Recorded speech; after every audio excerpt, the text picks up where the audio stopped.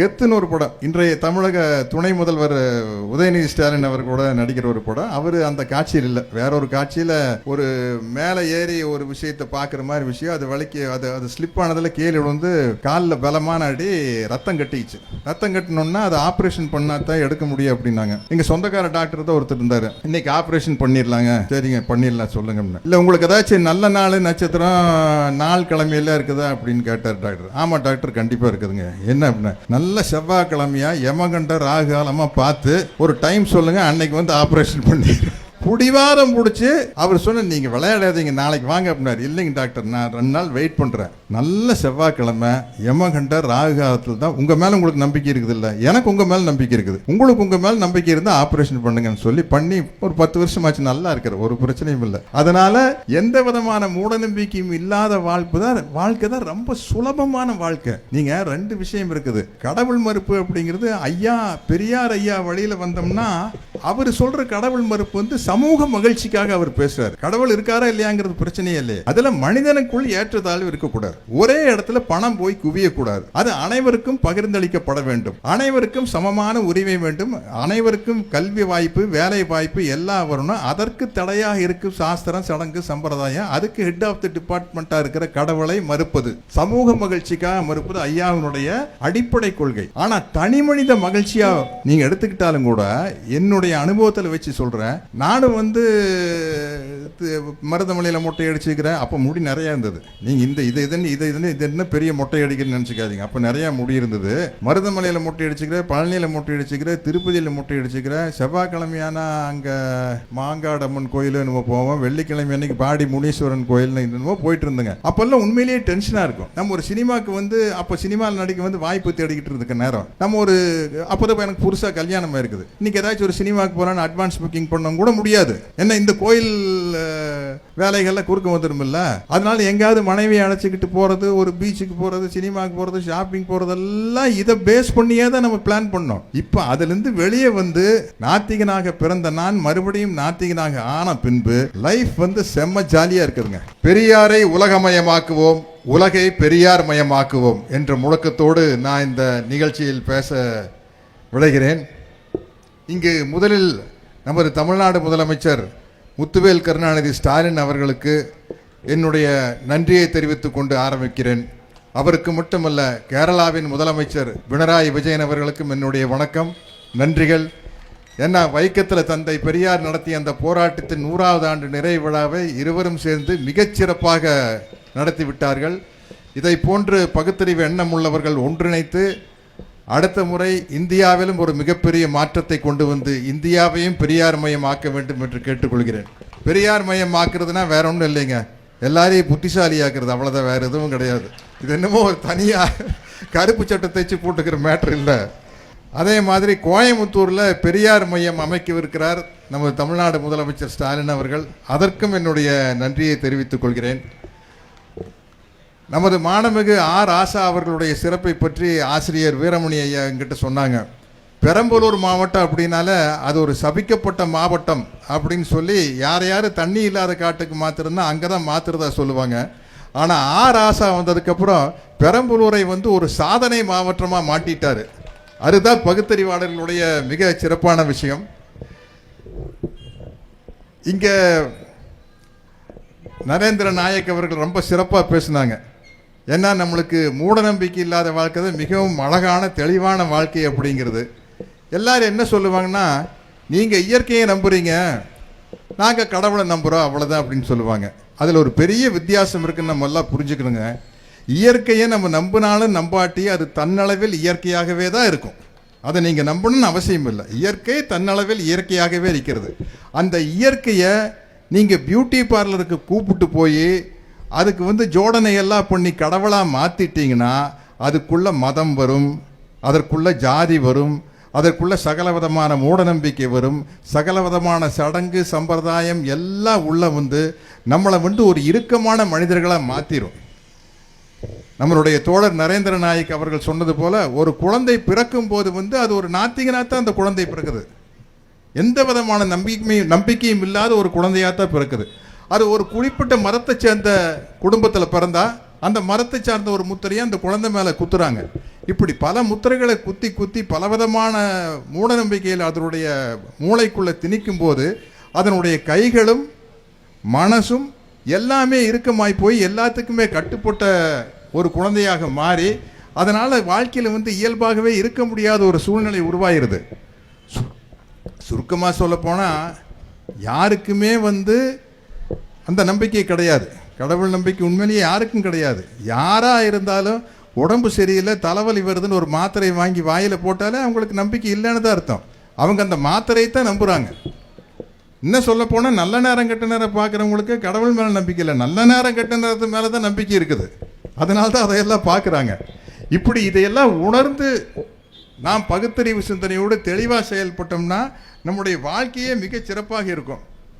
இங்கே திருச்சிக்கு வரும்போது நான் என்னுடைய பழைய காலத்து நினைவுகள் ஞாபகம் வருது. 17 வருஷத்துக்கு முன்னாடி தந்தை பெரியாருடைய படத்தில் நான் தந்தை பெரியாராக நடித்த பொழுது இந்த திருச்சியில் தான் நடித்தேன். அப்போ பெரியார் மாளிகையில் தான் அவர் சம்பந்தப்பட்ட பல காட்சிகள் படமாக்கப்பட்டது.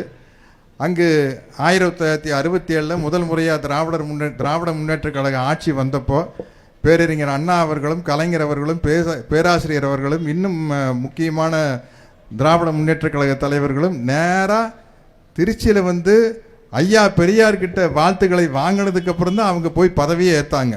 அப்படி பதவி ஏற்ற உடனே அண்ணா பொண்ண முதல் செயலே வந்து சுயமரியாதை திருமணம் செல்லுபடி ஆகு அப்படிங்கிறதா. அந்த சுயமரியாதை திருமணம் செல்லுபடி ஆங்கிற ஒரு விஷயத்தை எழுத போடும் கூட ஆசிரியர் வீரமணி ஐயாவும் கூட இருக்காங்க.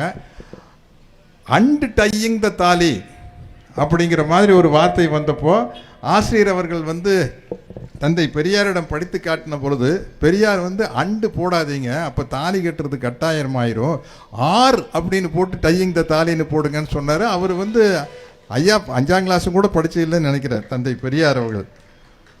அப்படித்தான் வந்து அவர் வந்து சுயமாக சிந்திச்சு வந்தவர். எந்த ஒரு கேள்வியை கேட்டாலும் பளிச்சுன்னு பதில் சொல்கிறதுல வந்து ஐயாவை மிஞ்சுவதற்கு ஆளே இல்லை. அவர்கிட்ட கேட்டாங்க, ஆத்திகத்துக்கு நாத்திகத்துக்கு என்னங்க வித்தியாசம்னு கேட்டாங்க. கோயிலில் உண்டியல் வச்சு காசு போடுறது ஆத்திகத்துங்க, ஆத்திகம். அந்த உண்டியலுக்கு பூட்டை போடுறீங்க பாருங்களா, அதுதான் நாத்திகம் அப்படின்னார். ஏன்னா கடவுளுக்கு முன்னாடி தான் உண்டியல் இருக்குது, அதுக்குள்ளே காசு இருக்குது. கடவுள் நம்பாமல் நம்ம பூட்டு போடுறோமில்ல, அதுக்கு பேர் தான் நாத்திகம் அப்படின்னு அவ்வளவு தெளிவாக சொன்னவர். இப்போது இந்த கடவுள் என்ற ஒரு கற்பனை கருத்தியல் இருக்கா இல்லையாங்கிறதும் கூட ஒரு பிரச்சனையே இல்லை. ஐயா அதுதான் சொல்லுவார், எனக்கு அவருக்கு என்னங்க வாய்க்கா வரப்பு தவிராரா, அவர் நான் இது வரைக்கும் பார்த்ததும் கூட இல்லைங்க அப்படின்னு காமெடியாக சொல்லுவார். அந்த ஒரு கற்பனை கருத்தியலை வைத்து கொண்டு பிறப்பால் உயர்ந்தவன் தாழ்ந்தவன், குறிப்பிட்ட ஜாதியில் பிறந்தால் உயர்ந்தவன், குறிப்பிட்ட ஜாதியில் பிறந்தால் தாழ்ந்தவன் என்ற ஒரு கட்டமைப்பை உருவாக்குவது, ஆணாக பிறந்தால் உயர்ந்தவன், பெண்ணாக பிறந்தால் தாழ்ந்தவர்கள் என்ற ஒரு கட்டமைப்பை உருவாக்குவது, அந்த கட்டமைப்பை தகர்க்கவே முடியாது என்னும் விதமாக ஒரு வேதங்களை உருவாக்கி, ஸ்கிரிப்சர்ஸ்னு சொல்கிறோம் இல்லை, சாஸ்திரங்களை உருவாக்கி அதற்கெல்லாம் தலைவராக ஒரு கற்பனை தலைவனை வைத்து கொண்டு எப்படி போராடுறது? நம்ம காத்தோட குத்துச்சண்டை போட முடியாது. இங்கே ஒருத்தர் கூட சண்டை போடணுன்னா ஒரு ஆள் வேணும் இல்லை, இங்கே எம்டியாக இருக்கிற இடத்துல எப்படி சண்டை போட முடியும்? அப்படி ஒரு எம்டி கான்செப்டை கொண்டு வந்து கடவுள்னு வச்சுக்கிட்டு எல்லாருடைய கையையும் மனசையும் கட்டி போடுறது தான் அதில் இருக்கிற மிகப்பெரிய கொடுமை. அதனால தானே மாற்ற முடிய மாட்டேங்குது. இன்று நரேந்திர நாயக் அவர்கள் எவ்வளோ சிறப்பாக சொன்னாங்க பாருங்க. அப்படிப்பட்ட ஒரு குடும்பத்தில் பிறந்தும் கூட நாத்திகனாக பிறந்த நான் ஆத்திகனாக நான் விரும்பியும் விரும்பாமலும் என்மேல் முத்திரை குத்தப்பட்டு மறுபடியும் நான் இரண்டாவதாக பிறப்பெடுத்தேன் நாத்திகனாக அப்படின்னு அவர் சொல்கிறாரு. எவ்வளோ ஒரு அருமையான விஷயம் பாரு. அங்கே நடந்த பெரிய கொடுமை அவர் சொல்கிறாரு. தோழர் கௌரி லங்கேஷ் அவர்கள் வந்து என் நினைவு சரியாக இருந்ததுன்னா அவங்களுடைய தோட்டத்தில் கார்டனுக்கு வாட்டரிங் பண்ணிட்டு இருக்கையில் வந்து ஷூட் பண்ணிட்டாங்க காரில் இறங்கும்போது. அந்த அளவுக்கு ஒரு ஆபத்தான அமைப்பாக இருக்குது. இந்த வைக்கம் படப்பிடிப்பு நடக்கையில் எந்த அளவுக்கு ஐயா பெரியார் தைரியம் பாருங்க. அந்த எந்த வீதியில் வந்து அந்த போராட்டம் நடந்ததோ அதே வீதியில் நாங்கள் படப்பிடிப்பு நடத்துகிறோம். படப்பிடிப்பு நடித்த போது ஐயா பேசிய ஆக்ரோஷமான வசனங்களை எல்லாம், ஆக்ரோஷமாக ஐயா ஒரிஜினலாக பேசினதை நான் வசனமாக பேசி நடிக்கிறதுக்கு அங்கே இயக்குனர் ஞான ராஜசேகராக நிறையா கேரளாவை சேர்ந்த சகோதர சகோதரிகள்லாம் ஷூட்டிங் வேடிக்கை பாட்டிருக்காங்க. நான் சொன்னேன், சார் சத்தம் போட்டு ஐயா பேசின விஷயத்தையெல்லாம் இங்கே பேசின தகராறு வந்துட போகுது சார், நான் சைலண்ட்டாக பேசிக்கிறேன், அப்புறம் டப்பிங்கில் போய் குரல் கொடுத்துக்கலாம் சார் அப்படின்னு சொல்லி நடிக்கிறதுக்கே பயப்பட்ட ஒரு விஷயத்தை ஐயா இறங்கி அவரே பண்ணாரு பாருங்க. ஒவ்வொரு நினைவும் எனக்கு பசுமையாக இருக்குது. வைக்கம் போராட்டத்துக்கு ஐயா போய் இறங்குறாரு. ஐயா தான் ஈரோட்டில் மாபெரும் பணக்காரராச்சே. அவர் திருவாங்கூர் மகாராஜா நான் கேள்விப்பட்ட வரைக்கும் எப்போ ஈரோடு ஸ்டேஷனுக்கு போகிறதுனாலும் கூட ஐயா பெரியார் ஐயா வீட்டில் தான் தங்குவார் கெஸ்ட்டாக. அதே மாதிரி பெரியார் ஐயா அங்கே போனாருன்னா திருவாங்கூர் மகாராஜா வீட்டில் தங்குவார். பெரியார் போய் இறங்கணுன்னு திருவாங்கூர் மகாராஜா கிட்டேருந்து திருவனந்தபுரமாக எனக்கு சரியாக ஞாபகம் இல்லைங்க, அங்கேருந்து அவங்களுடைய செக்ரட்டரியோ யாராவது வந்திருக்காங்க. ஐயா உங்களை ராஜா அவங்க அரண்மனையில் தங்குறதுக்காக உங்களை இன்வைட் பண்ணுறதுக்காக வந்திருக்கு அப்படின்னு. ஐயா சொல்கிறாரு, நான் வந்ததை அவர் எதிர்த்து போராடுறதுக்கு தாங்க, அதனால் அது சரிப்பட்டு வராதுன்னு அவர்கிட்ட போய் சொல்லியிருக்கேன் அப்படின்னா ஐயா போராட்டம் நடத்தார். ஐயா அங்கே வைக்கமில் சிறையில் போட்டு ஐயா காலில் ஏதோ தீவிர மாதிரி இந்த இரும்பு குண்டு இருக்கும் பாருங்க, அதை கட்டி வச்சுருக்காங்க ஐயாவுடைய காலில். அந்த குண்டோடு ஐயா இருக்கார். இது பார்த்தான்னு ஐயாவை கைது பண்ணி காலில் இரும்பு குண்டெல்லாம் கொட்டி ஜெயிலில் போட்டாச்சு. போட்டதுக்கப்புறம் அங்கே இருக்கிற சாமியார் பயிர்களை எல்லாம் வச்சு ஒரு பெரிய யாகம் நடத்துகிறாங்க. என்னன்னா தந்தை பெரியார் அவர்கள் இறந்து போக வேண்டும்னு ஒரு யாகம் நடத்திட்டு இருக்காங்க. இது எல்லாத்துக்கும் தெரியுது. நடத்திட்டு இருக்கையில் ஐயா அவர்கள் சிறையில் இருக்கிறாங்க. இந்த வானத்தை நோக்கி டும் டும் டும்னு 3 சத்தம் வேட்டு விட்டுருக்காங்க. அது எதுக்காக அந்த வேட்டு சத்தம் வருதுன்னு தெரியல. அப்புறம் கேட்டால் ஐயா எதிர்த்து யாகம் நடத்திட்டு இருந்த அந்த ராஜா குடும்பத்தில் சேர்ந்த ஒரு முக்கியமான ஒருத்தர் மண்டை போட்டார், இறந்து போயிட்டார். அதுக்கும் கூட ஐயா சந்தோஷப்படலை. கூட இருக்கிற தோழர்கள் சொல்கிறாங்க ஐயாட்ட, ஐயா உங்களுக்கு பண்ண யாகத்தில் யார் அந்த யாகம் பண்ணாங்கன்னா அவங்களே செத்து போயிட்டாங்க பார்த்தீங்களா அப்படின்னு தோழர்கள் சந்தோஷப்படும் போது ஐயா சொல்கிறாரு, இந்த யாகம் பண்ணி வேள்வி நடத்தினா நான் இறந்து போவேங்கிறது எவ்வளவு முட்டாள்தனமோ மூடத்தனமோ, அதே மாதிரி அதுக்கு ஈக்குவலான ஒரு முட்டாள்தனம் தான் அந்த யாகத்தில் அவங்க இறந்து போனதா நீங்கள் நினைக்கிறதா அப்படின்னு சொல்லிட்டு ஐயா கரெக்ட் பண்ணியிருக்காரு. அதுக்காக ஐயா சந்தோஷப்படலை. அதுதான் தந்தை பெரியார் அவர்கள். அதாவது நீங்கள் பெரியார் அவர்களுடைய தொண்டராக இருந்து விட்டால் எல்லாமே நம்மளுக்கு சரியாக இருக்குங்க. அதாவது இப்போ ஆசிரியர் அவர்கள் பேசும்போது சொன்னாங்களே, இயற்கை எதிர்த்து போராடுறது நம்ம வேலை அப்படின்ட்டு. அதுதான் மனித குணத்தினுடைய வேலையே இயற்கையை எதிர்த்து போராடுறது தான். ஒரு ஆறு இருக்குது, அந்த ஆறு கரை புரண்டு ஓடுது. கரை புரண்டு ஓடிச்சுன்னா என்ன ஆகும்? சுற்றி வர இருக்கிற கிராமத்தை எல்லாம் அழைச்சிடும். அந்த ஆற்றுக்கு ஒரு அணை கட்டி அந்த தண்ணீரை தேக்கி வைத்து சகல மக்களுக்கும் வறுமையில் பயன்படும் விதமாக, ட்ரையான காலத்தில் பயன்படும் விதமாக இயற்கையை மாற்றி கட்டமைப்பது தான் பகுத்தறிவு. நீங்கள் வருண பகவானை, நீங்கள் மழையை மழையாக நினச்சா தான் கொடை பிடிக்கலாம். அது வருண பகவானை நினச்சிட்டா ஐயோ சாமி மேலே குட்டியில் நம்ம எப்படி கொடை பிடிக்க முடியும்? நினச்சிட்டு தான் போகணும். ஏன் இவ்வளோ வளர்ந்த விஞ்ஞான வளர்ச்சி அடைஞ்சிருக்கிற அமெரிக்கா நாட்டில் அடிப்படைவாதிகள்னு ஒரு குரூப் சுற்றிட்டு இருக்கிறாங்க. ஷேவ் பண்ண மாட்டாங்க, நான் கேள்விப்பட்டேன் குளிக்கவும் மாட்டாங்க, பல் விளக்கவும் மாட்டாங்க. அதாவது கடவுளால் படைக்கப்பட்டவன் நாம் அப்படியே தான் வாழணும் அப்படின்னு மருந்து மாத்திரையெல்லாம் சாப்பிட மாட்டாங்க. ஏதாச்சும் ஒரு நோய் வந்துன்னா அப்படியே கடந்து செத்து போகிறது. நம்ம ஒரு மனிதனாக பிறந்தோம், முடிஞ்ச அளவுக்கு நம்ம அறிவியலை பயன்படுத்தி நம்மளுடைய வாழ்நாளை முடிஞ்ச அளவுக்கு நீட்டிக்க வச்சு அந்த வாழ்நாள் மூலமாக நம்ம இந்த மனித சமூகத்துக்கு எந்த அளவுக்கு நம்ம பயனுள்ளவங்களாக இருப்போம் அப்படிங்கிறத நம்ம நிரூபிக்கணும். அதுக்காகத்தான் இந்த மனிதனாக பிறப்புது அப்படிங்கிறத என்னுடைய ஒரு தாழ்மையான கருத்து.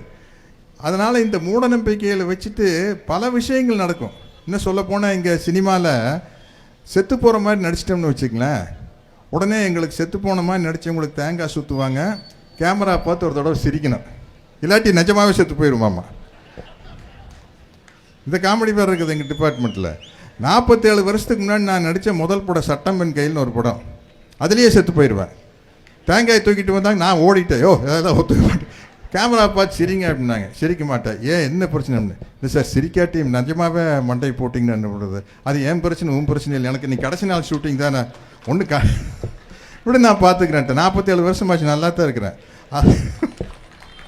அதனால் ஒவ்வொரு இடத்துலையும் நம்ம பகுத்தறிவாளர் இதை நிரூபிச்சுக்கிட்டே இருக்கணும். எனக்கு ஒரு படப்பிடிப்பில் நம்ம கெத்துன்னு ஒரு படம், இன்றைய தமிழக துணை முதல்வர் உதயநிதி ஸ்டாலின் அவர் கூட நடிக்கிற ஒரு படம். அவர் அந்த காட்சியில் இல்லை, வேற ஒரு காட்சியில் ஒரு மேலே ஏறி ஒரு விஷயத்தை பார்க்குற மாதிரி விஷயம், அது வலிக்கு அது ஸ்லிப் ஆனதில் கீழே விழுந்து காலில் பலமான அடி, ரத்தம் கட்டிச்சு. ரத்தம் கட்டினோன்னா அதை ஆப்ரேஷன் பண்ணால் தான் எடுக்க முடியும் அப்படின்னாங்க. எங்கள் சொந்தக்கார டாக்டர் தான் ஒருத்தர் இருந்தார். இன்றைக்கி ஆப்ரேஷன் பண்ணிடலாங்க, சரிங்க பண்ணிடலாம் சொல்லுங்கன்னு. இல்லை உங்களுக்கு ஏதாச்சும் நல்ல நாள் நட்சத்திரம் நாள் கிழமையெல்லாம் இருக்குதா அப்படின்னு கேட்டார் டாக்டர். ஆமாம் டாக்டர் கண்டிப்பாக இருக்குதுங்க. என்ன அப்படின்னா, நல்ல செவ்வாய்க்கிழமையாக யமகண்ட ராகுகாலமாக பார்த்து ஒரு டைம் சொல்லுங்கள், அன்னைக்கு வந்து ஆப்ரேஷன் பண்ணி புடிவாரம் பிடிச்சி அவர் சொன்ன நீங்கள் விளையாடாதீங்க நாளைக்கு வாங்க அப்படின்னாரு. இல்லைங்க டாக்டர் நான் 2 நாள் வெயிட் பண்ணுறேன், நல்ல செவ்வாய்க்கிழமை யமகண்ட ராகுகாலத்தில் தான். உங்கள் மேலே உங்களுக்கு நம்பிக்கை இருக்குது இல்லை, எனக்கு உங்கள் மேலே நம்பிக்கை இருக்குது, உங்களுக்கு உங்கள் மேலே நம்பிக்கை இருந்தால் ஆப்ரேஷன் பண்ணுங்கன்னு சொல்லி பண்ணி ஒரு 10 வருஷமாச்சு நல்லா இருக்கிற, ஒரு பிரச்சனையும் இல்லை. அதனால் எந்த விதமான மூட நம்பிக்கையும் இல்லாத வாழ்க்கை தான் ரொம்ப சுலபமான வாழ்க்கை. நீங்கள் 2 விஷயம் இருக்குது. இந்த கடவுள் மறுப்பு அப்படிங்கிறது பெரியார் ஐயா வழியில் வந்தோம்னா அவர் சொல்கிற கடவுள் மறுப்பு வந்து சமூக மகிழ்ச்சிக்காக அவர் பேசுகிறாரு. கடவுள் இருக்காரா இல்லையாங்கிறது பிரச்சனையே இல்லையே. அதில் மனிதனுக்குள் ஏற்றத்தாழ்வு இருக்கக்கூடாது, ஒரே இடத்துல பணம் போய் குவியக்கூடாது, அது அனைவருக்கும் பகிர்ந்தளிக்கப்பட வேண்டும், அனைவருக்கும் சமமான உரிமை வேண்டும், அனைவருக்கும் கல்வி வாய்ப்பு வேலை வாய்ப்பு எல்லாம் வரணும். அதற்கு தடையாக இருக்கும் சாஸ்திரம் சடங்கு சம்பிரதாயம், அதுக்கு ஹெட் ஆஃப் தி டிபார்ட்மெண்ட்டாக இருக்கிற கடவுளை மறுப்பது, சமூக மகிழ்ச்சிக்காக மறுப்பது ஐயாவினுடைய அடிப்படை கொள்கை. ஆனால் தனி மனித மகிழ்ச்சியாக நீங்கள் எடுத்துக்கிட்டாலும் கூட என்னுடைய அனுபவத்தில் வச்சு சொல்கிறேன். நானும் வந்து மருதமலையில் மொட்டை அடிச்சுக்கிறேன். அப்போ முடி நிறையா இருந்தது. நீங்கள் இது என்ன பெரிய மொட்டை அடிக்கிறேன்னு நினச்சிக்காதீங்க. அப்போ நிறையா முடி இருந்தது. மருதமலையில் மொட்டை அடிச்சுக்கிறேன், பழனியில் மொட்டை அடிச்சுக்கிறேன், திருப்பதியில் மொட்டை அடிச்சுக்கிறேன். செவ்வாய்க்கிழமையான அங்கே மாங்காடம்மன் கோயில் என்னமோ போவோம், வெள்ளிக்கிழமை அன்னைக்கு பாடி முனீஸ்வரன் கோயில்னு என்னமோ போயிட்டு இருந்தேங்க. அப்போல்லாம் உண்மையிலேயே டென்ஷனாக இருக்கும். நம்ம ஒரு சினிமாவுக்கு வந்து அப்போ சினிமாவில் நடிக்க வந்து வாய்ப்பு தேடிக்கிட்டு இருக்க நேரம் நம்ம ஒரு அப்போ தான் எனக்கு புதுசாக கல்யாணமாக இருக்குது. இன்றைக்கி ஏதாச்சும் ஒரு சினிமாவுக்கு போகலான்னு அட்வான்ஸ் புக்கிங் பண்ண கூட முடியாது. ஏன்னா இந்த கோயில் வேலைகள்லாம் குறுக்க வந்துடுமில்ல. அதனால் எங்கேயாவது மனைவியை அழைச்சிக்கிட்டு போகிறது, ஒரு பீச்சுக்கு போகிறது, சினிமாவுக்கு போகிறது, ஷாப்பிங் போகிறதெல்லாம் இதை பேஸ் பண்ணியே தான் நம்ம பிளான் பண்ணோம். இப்போ அதிலிருந்து வெளியே வந்து நாத்திகனாக பிறந்த நான் மறுபடியும் நாத்திகனாக ஆன பின்பு லைஃப் வந்து செம்ம ஜாலியாக இருக்குதுங்க. அதனால் சுயநலம், ஒரு மனிதனுடைய சுயநலம் என்ன? ஒவ்வொரு மனிதனும் ஆசைப்படுற ஒரே விஷயம் வந்து நாம் மகிழ்ச்சியாக இருக்க வேண்டும், மகிழ்ச்சியாக இருக்க வேண்டும், மகிழ்ச்சியாக இருக்க வேண்டும். இந்த சுயநலமாக பார்த்தாலும் கூட நம்முடைய தனி மனித மகிழ்ச்சிக்கு தடையாக இருப்பது இந்த மூட நம்பிக்கைகள் தான். இந்த அத்தனை மூட நம்பிக்கை தூக்கி வீசிட்டிங்கன்னா நீங்கள் வந்து ஃப்ரீ பேர்டு, சிறகடிச்சு பறந்துட்டே இருக்கலாம், எதை பற்றி கவலை இல்லை. இன்றைய சூழ்நிலையில் நமக்கு அமைந்த ஒரு வாய்ப்புகளில் எது சிறந்தது அப்படின்னு அதை தேர்ந்தெடுத்து நம்ம வாழ்க்கை பயணத்தை நடத்திக்கிட்டு போயிட்டே இருப்போம். இப்படி ஒரு நல்ல ஒரு சிந்தனை எனக்கு உருவாக்கி கொடுத்தது தந்தை பெரியாருடைய இந்த பகுத்தறிவாளர் இயக்கம்தான். அதுவும் ஆசிரியர் அவர்கள் எழுதின வாழ்வியல் சிந்தனைகள் படிச்சுன்னு வச்சுங்களேன், இன்னும் தெளிவாயிடும். இதெல்லாம் நான் பொதுநலமாகவே நான் பார்க்கறது இல்லை, நான் சுயநலமாக பார்க்குறேன். வாழ்வியல் சிந்தனைகள் படிச்சிட்டிங்கன்னா ரொம்ப வாழ்க்கை வந்து ரொம்ப இயல்பாக இருக்கும். ஸோ இந்த ஒரு பகுத்தறிவாளர் மாநாடு இப்போ நீங்கள் யோசிச்சு பாருங்க, இந்த 13வது மாநாடுன்னு சொல்கிறக்க நிறைய பேர் வரதுக்கு பயந்துக்குவாங்க. ஐயோ 13ஆம் நம்பர் அட்டு பிடிச்ச நம்பருங்க, இவ்வளவு சிக்கல் இருக்குது. அதனால் எதை பற்றி கவலைப்படாமல் நாமும் நம்ம தனி மனித மகிழ்ச்சிக்கும் சமூக மகிழ்ச்சிக்கும் வித்திடுவது தந்தை பெரியார் அவர்களின் சுயமரியாதை கொள்கையும் பகுத்தறிவு சிந்தனையும் எந்த விதமான மூடநம்பிக்கையும் இல்லாத வாழ்க்கையும் தான் என்று கூறி வாய்ப்புக்கு விடை கொடுத்த அனைவருக்கும் நன்றி கூறி விடைபெறுகிறேன். வணக்கம்.